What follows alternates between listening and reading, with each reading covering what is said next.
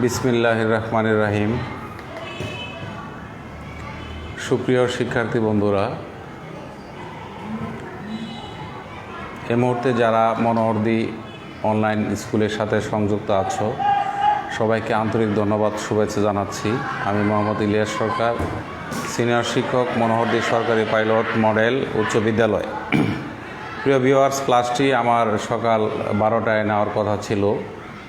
বিদ্যুৎ ছিল না বিদায় ক্লাসটি নেওয়া হয়নি। এখন বিদ্যুৎ আছে কিন্তু ওয়াইফাই কানেকশান নেই। মোবাইলে ডাটা দিয়ে ক্লাসটি নিচ্ছি, তোমরা কষ্ট করে দেখতে থাকো ক্লাসটি। আজকের ক্লাসটি নবম দশম শ্রেণীর আরেকটি নির্ধারিত কাজ অ্যাসাইনমেন্ট জ্যামিতির উপরে। ক্লাসটি অত্যন্ত গুরুত্বপূর্ণ তোমাদের জন্য। ক্লাসটি দেখতে থাকো এবং সম্ভব হলে শেয়ার করে দাও। আমি দেখে নিই ক্লাসটি চলতেছে কিনা।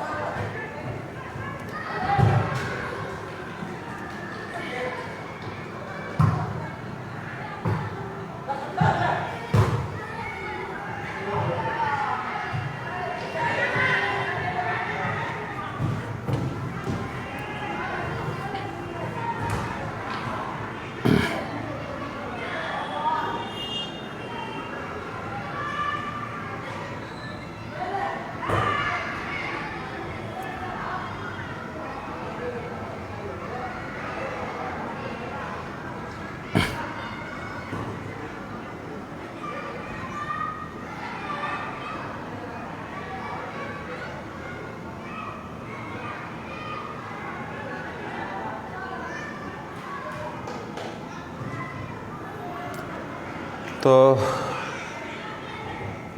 বোঝা যাচ্ছে না, নেটের সমস্যা করছে।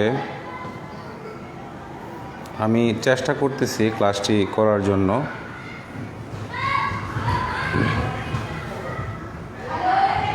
বোর্ডে একটি চিত্র প্রদর্শিত আছে, চিত্রটি লক্ষ্য করো। এটি একটি সুষম অষ্টভুজ নেওয়ার কথা ছিল।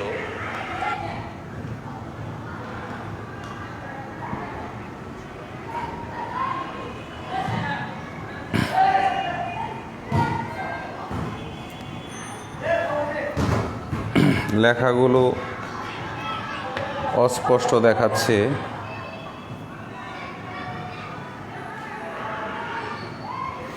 না, ঠিক আছে, শুরু করি আমি।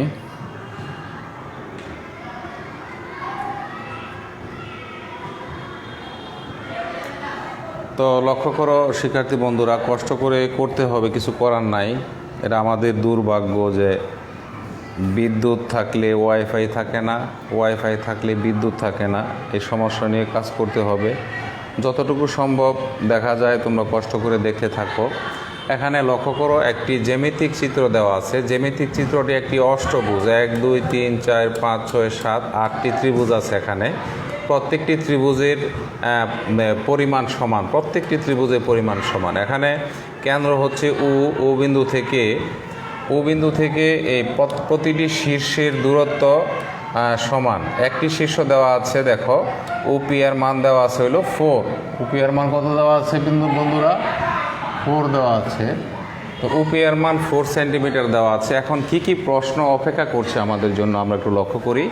প্রশ্নগুলো হচ্ছে সুষম বহুভুজটির ক্ষেত্রফল কয়ের মধ্যে আছে ত্রিভুজ ও পি কিউ এর ক্ষেত্রফল কত? ত্রিভুজ ও পি কিউ, অর্থাৎ এই ত্রিভুজটির ক্ষেত্রফল এখানে চাওয়া হয়েছে। এই ত্রিভুজটির ক্ষেত্রফল আমাদের নির্ণয় করতে হবে। তো এই ত্রিভুজটির ক্ষেত্রফল নির্ণয় করতে হলে আমাদের কি করতে হবে? এখানে যেহেতু এটি একটি অষ্টভুজ, এই অষ্টভুজের কেন্দ্রে তোমরা জানো 360 ডিগ্রি কোণ আছে। এখানে প্রতিটি কোণের পরিমাণ সমান আছে। তো আমরা দেখি কিভাবে ক্ষেত্রফলটা নির্ণয় করা যায় বন্ধুরা।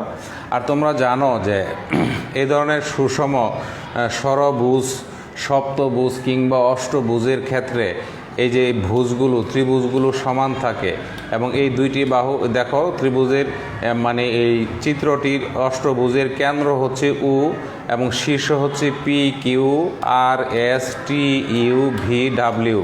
প্রতিটি শীর্ষের দূরত্ব সমান, কেন্দ্র থেকে দূরত্ব সমান। এই কারণে উপি এর মান দেওয়া আছে অনলি 4 সেন্টিমিটার। এখন আমরা যদি এই ত্রিভুজের ক্ষেত্রফল আমরা নির্ণয় করতে যাই, তাহলে এই ক্ষেত্রফলের সূত্র আছে একটা, তোমরা জানো। সূত্রটা কি? যে এ বি সাইন থিটা। সূত্র হচ্ছে half A B sine theta, sine theta. এখানে এ বি বলতে বোঝাচ্ছে এ হচ্ছে এই বাহু, বি হচ্ছে এই বাহু। যেহেতু আমাদের দুইটা বাহুই সমান, তাহলে আমাদের সূত্রটা কি হবে? হাফ এ ইন্টু এ সাইন থিটা। তাহলে আমাদের সূত্রটা হবে হাফ এ ইন্টু এ সাইন থিটা। তো থিটা বলতে এখানে একটি কোণের পরিমাণ যা আসে সেটাই আমরা একটু লক্ষ্য করি, দেখি। দেখো এইদিকে, এখানে দেখো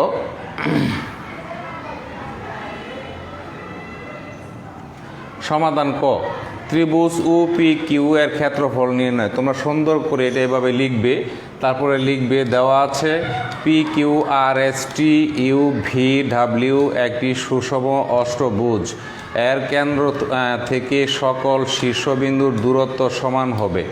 দেয়া আছে কেন্দ্র উ থেকে শীর্ষ, এই যে কেন্দ্র উ থেকে শীর্ষ পি এর দূরত্ব হচ্ছে উপি সমান সমান 4 সেন্টিমিটার। তাহলে উ কেন্দ্রে 8টি সমান কোণ উৎপন্ন হয়। এখানে 8টি সমান সমান কোণ উৎপন্ন হয়েছে। তাহলে 8টি কোণের সমষ্টি হচ্ছে, তোমরা জানো, একটি বিন্দুর চতুর্দিকে 360 ডিগ্রি কোণ থাকে। তাহলে 8টি কোণের পরিমাণ যদি 360 ডিগ্রি হয়, তাহলে একটি কোণের পরিমাণ কত হবে বন্ধুরা? 8 দিয়ে ভাগ করলে 45 ডিগ্রি হয়ে যাবে।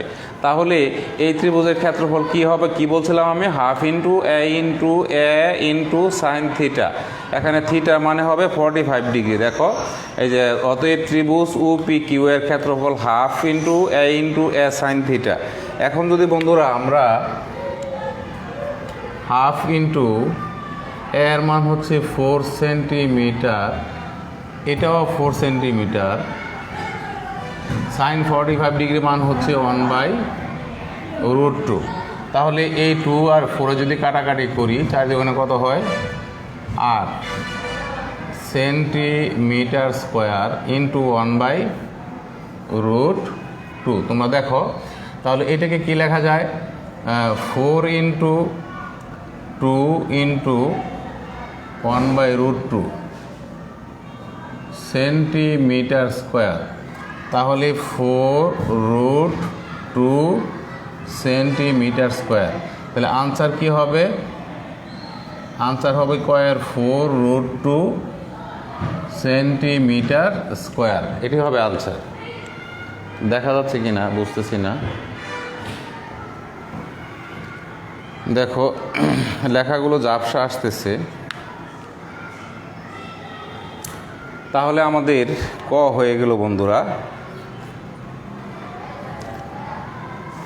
আমি এদিকে একটু মুছি।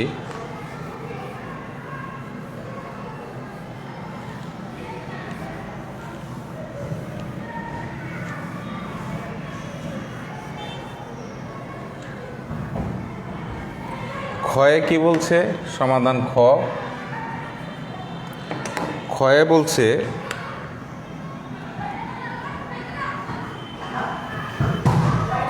ক্ষয়ে কি বলছে?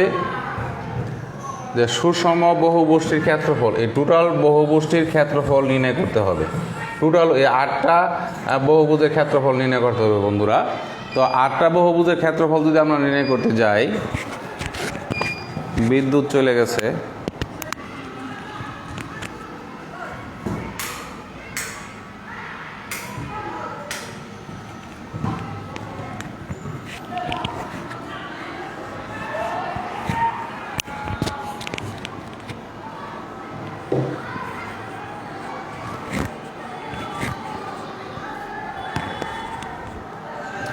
তো এই 8টি বহুভুজের ক্ষেত্রফল যদি নির্ণয় করতে যাই, বলছে সুষম বহুভুজটির ক্ষেত্রফল কত।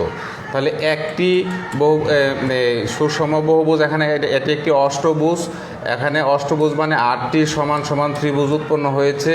একটি ত্রিভুজের ক্ষেত্রফল ক, এর মধ্যে আমরা পেয়েছি 4√2 সেন্টিমিটার স্কোয়ার। এরকম 8টি ত্রিভুজের ক্ষেত্রফল আমাদের নির্ণয় করতে হবে। তাহলে যেহেতু এটা খ নাম্বারের প্রশ্ন, 4 নম্বরের উপযোগী প্রশ্ন, কিছু কথা এখানে গোছায় লিখতে হবে। লেখো সুষম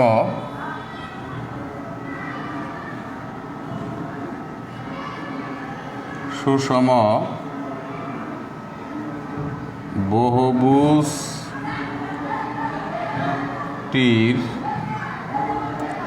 ক্ষেত্রফল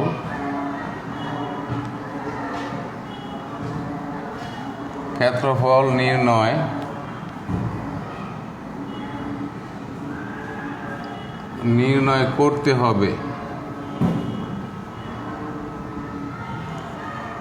হবে কথাটা লেখা নিবা তোমরা সুন্দর করে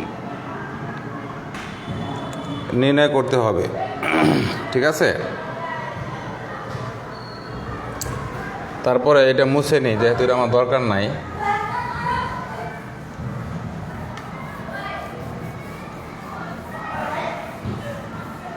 শুধু রেজাল্ট রেখে দিই।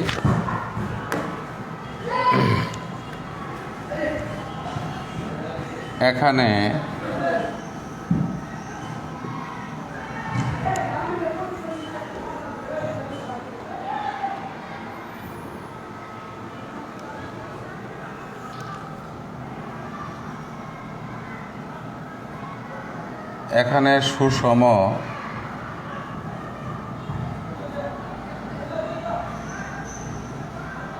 বহুভুজ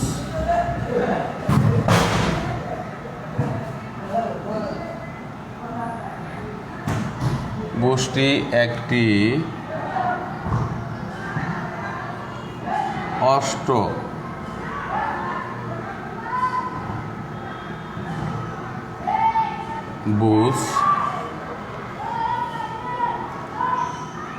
অর্থাৎ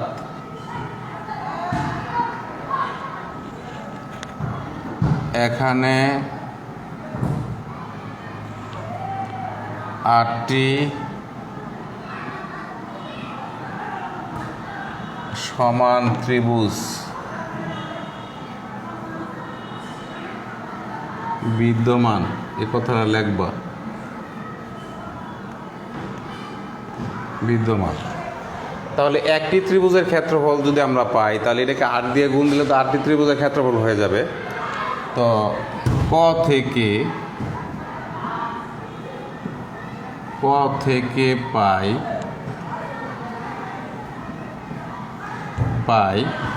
একটি ত্রিভুজ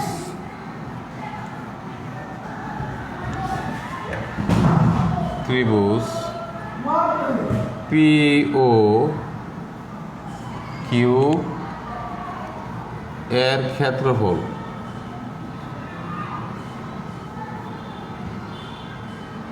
কত পাইছিলাম আমরা 4√2 সেন্টিমিটার স্কোয়ার। অতএব এরকম 8টি ত্রিভুজের ক্ষেত্রফল কি হবে 8 দিয়ে গুণ হবে 4√2 সেন্টিমিটার স্কোয়ার ইন্টু 8 চারটা কত হয় 32 32 ইন্টু √2 সেন্টিমিটার স্কোয়ার। অতএব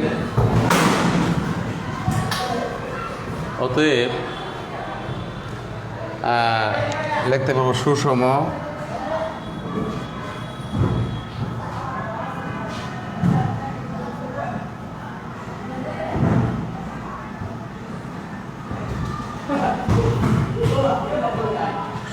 অষ্টভুজটির ক্ষেত্রফল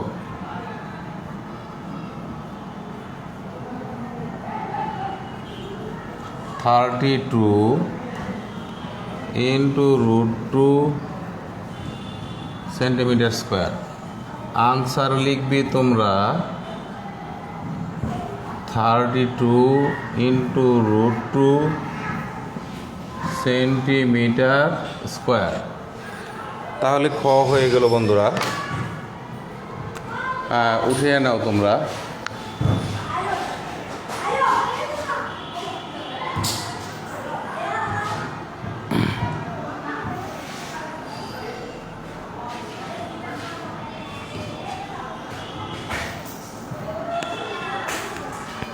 উঠায় নাও।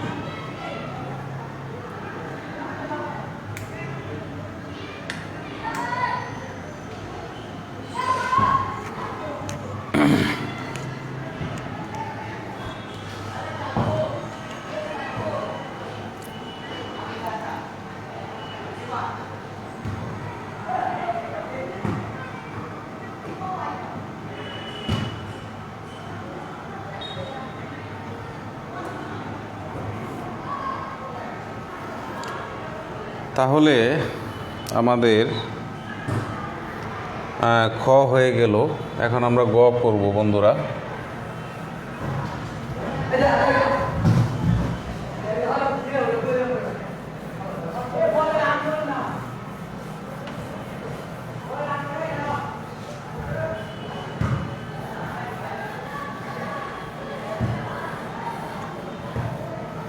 গয়ে কি বলছে লক্ষ্য করো, গয়ে কি বলছে বন্ধুরা?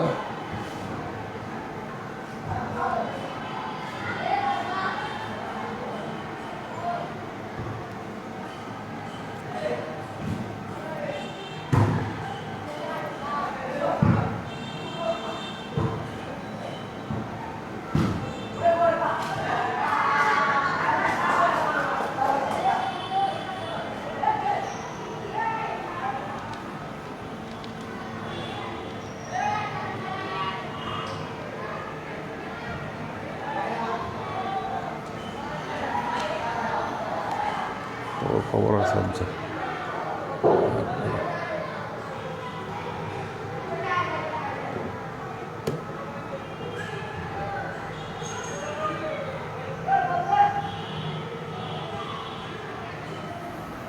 গয়ে বলছে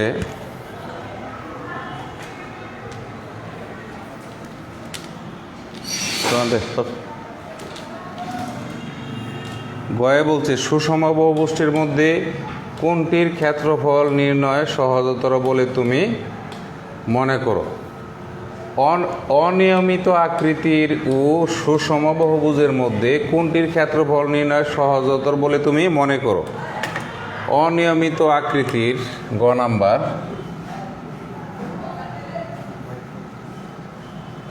সমাধান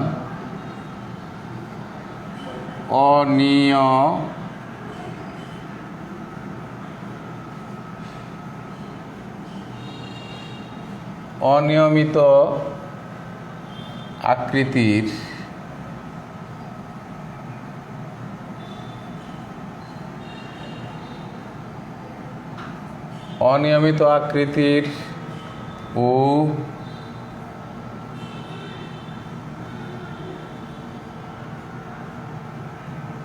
সুষম বহুভুজের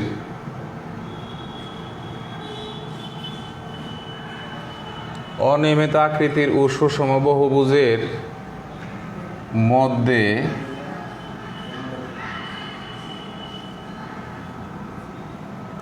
সুষম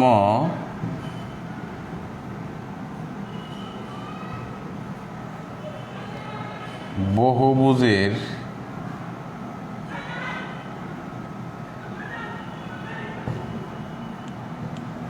ক্ষেত্রফল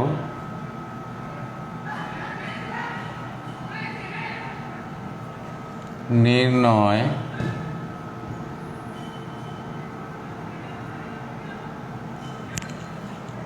সহজতর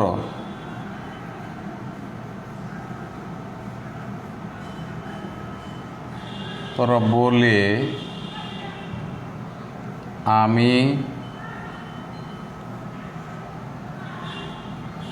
আমি মনে করি। কেন আমি মনে করি? কারণটা লিখে দিবা। আমি মনে করি কারণ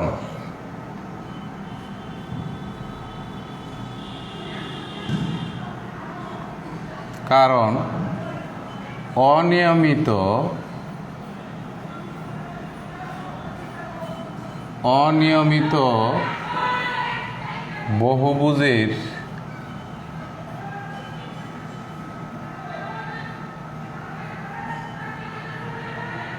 ক্ষেত্রফল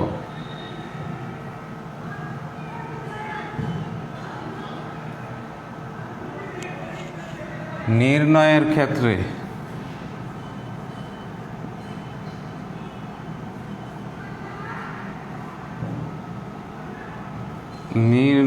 ক্ষেত্রে বিভিন্ন ধাপ ধাপে বিভিন্ন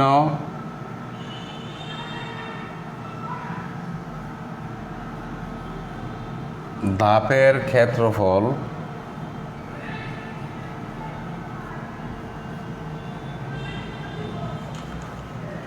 নির্ণয়ের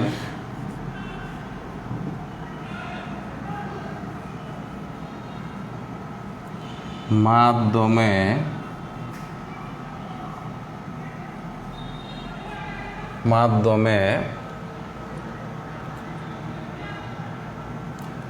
অনিয়মিত বহুভুজের ক্ষেত্রফল নির্ণয়ের ক্ষেত্রে বিভিন্ন ধাপের ক্ষেত্রফল নির্ণয়ের মাধ্যমে বহুভুজটির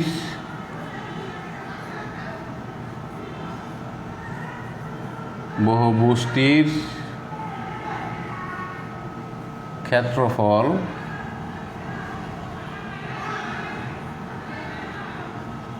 নির্ণয়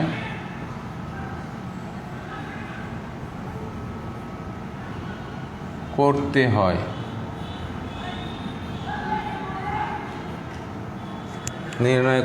হয়। যা একটি জটিল প্রক্রিয়া।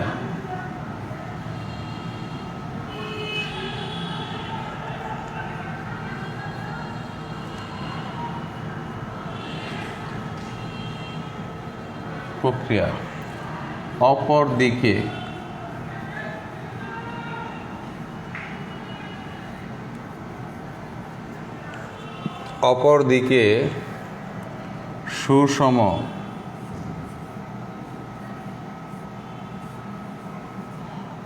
বহুভুজের, এগুলো বাংলায় লিখে দিতে হবে,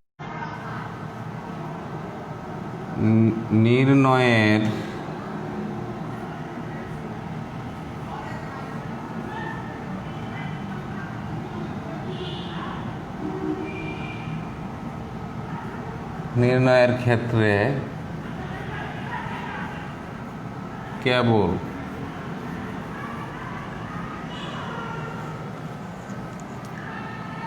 একটি ত্রিভুজের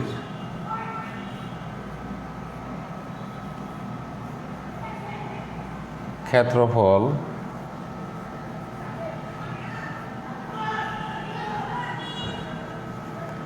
নির্ণয় করে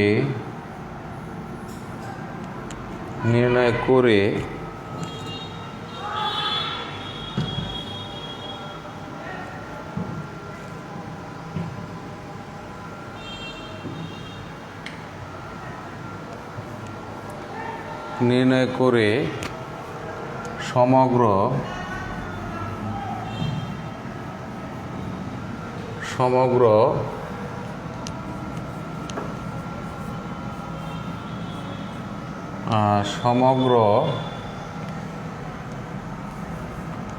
ক্ষেত্রফল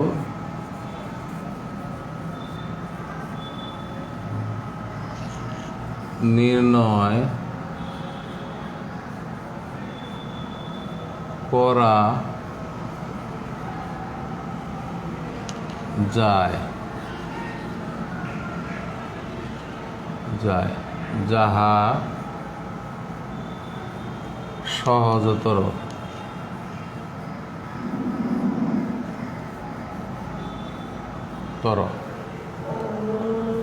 সুতরাং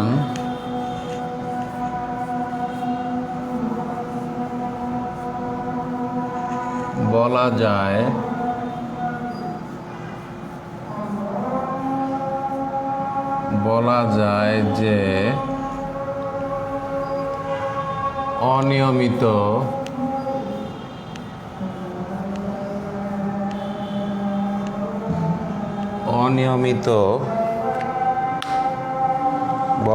যে অনিয়মিত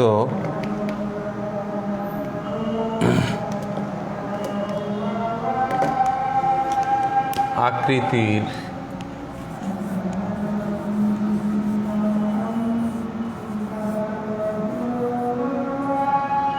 আকৃতির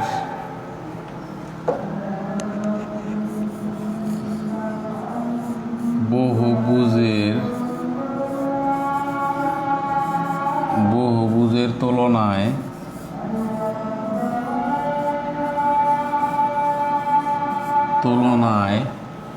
নিয়মিত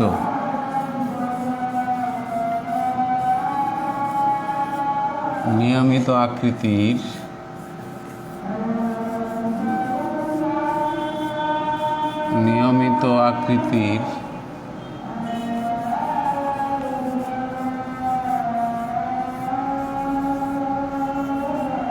বহুভুজের ক্ষেত্রফল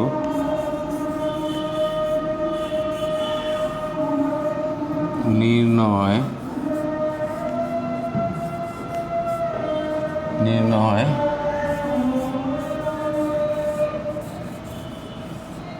অধিক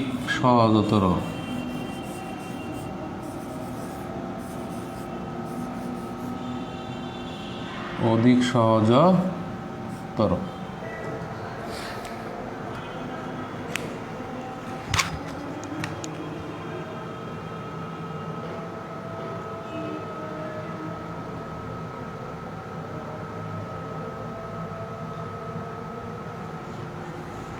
এই লেখাগুলো বর্ণনামূলক। তোমরা দেখো গ নাম্বার প্রশ্নের উত্তরটা বর্ণনামূলক। এখানে ডিটেলস আমি লিখে দিয়েছি তোমাদের সুবিধার্থে, তোমরা যাতে সহজে কাজটি করতে পারো। আমি কি লিখছি? প্রশ্ন ছিল অনিয়মিত আকৃতির ও সুষম বহুভুজের মধ্যে সুষম বহুভুজের ক্ষেত্রফল নির্ণয় সহজতর বলে আমি মনে করি। কেন? কারণ দিতে হবে। কারণ হচ্ছে অনিয়মিত বহুভুজের ক্ষেত্রফল নির্ণয়ের ক্ষেত্রে বিভিন্ন ধাপের ক্ষেত্রফল নির্ণয়ের মাধ্যমে বহুভুজটির ক্ষেত্রফল নির্ণয় করতে হয়, যা একটি জটিল প্রক্রিয়া। অপরদিকে সুষম বহুভুজের ক্ষেত্রফল নির্ণয়ের ক্ষেত্রে কেবল একটি ত্রিভুজের ক্ষেত্রফল নির্ণয় করে সমগ্র ক্ষেত্রফল নির্ণয় করা যায়, যাহা সহজতর। অতএব সুতরাং কি লেখা যায়? বলা যায় যে অনিয়মিত আকৃতির বহুভুজের তুলনায় নিয়মিত আকৃতির বহুভুজের ক্ষেত্রফল নির্ণয় অধিক সহজতর বলে আমি মনে করি। লিখে দিতে পারো, সহজতর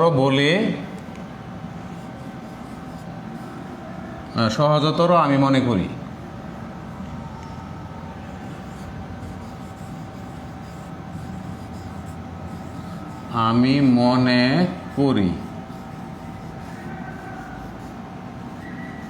বাস, মতামত দেওয়া হয়ে গেল বন্ধুরা। তোমরা এটা উঠায় নাও।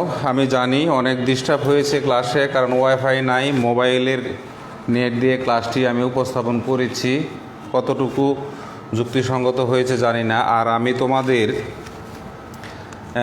এই নির্ধারিত কাজের প্রথম যে কাজটি দেখিয়েছিলাম, এখানে প্রথম নির্ধারিত কাজের ক নাম্বারে যে সেটটি ছিল, সেটের প্রথম তথ্যটি ভুল ছিল বন্ধুরা। এটা ভুলবশত হয়ে গেছে যে 2 > 3 হবে না, এখানে এটা মানে মিথ্যা হবে আর কি, যাহা সত্য লিখেছিলাম। আর রেজাল্ট হবে কি? রেজাল্ট হবে 2 এবং 3। রেজাল্ট হবে 2 এবং 3। 1 বাদ যাবে, তোমরা 1 বাদ দিয়ে তারপরে লিখবে। প্রথম অ্যাসাইনমেন্টের কয়ের উত্তর হবে 2, 3। তো সুপ্রিয় শিক্ষার্থী বন্ধুরা, এতক্ষণ আমার সাথে থাকার জন্য সবাইকে আবারও মনোহরদী অনলাইন স্কুলের পক্ষ থেকে আন্তরিক ধন্যবাদ ও শুভেচ্ছা জানাচ্ছি। আবারও দেখা হবে নতুন কোনো অ্যাসাইনমেন্ট নিয়ে, নতুন কোনো সৃজনশীল প্রশ্ন নিয়ে। সেই পর্যন্ত মনোহরদী অনলাইন স্কুলের সাথেই থাকো। সবাইকে ধন্যবাদ। আসসালামু আলাইকুম।